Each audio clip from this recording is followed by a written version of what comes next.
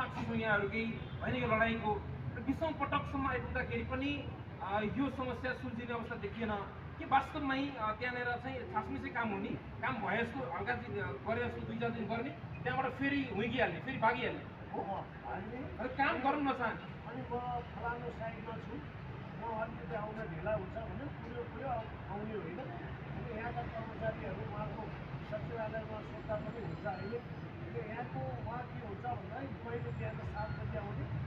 अनि कहिले बेलुका 5 बजी पछाडि आउने त्यसपछि कार्यालयमा नबस्ने म फलानु साइडमा छु फलानु साइडमा छु भनिसकेपछि त्यसको रिपोर्ट हामीलाई देखाउनु पऱ्यो रिपोर्ट पनि छैन जबरजस्ती उहाँ चाहिँ अहिले काम नगर्ने पक्षमा र यो वर्ष काम नगर्ने कार्यदेश दिनु भएन अब त्यो मात्र हो र फागुनमा टेन्डर खोलिसकेको हाम्रो 40 वटा परिवारको आधा सकिनु हुँदैन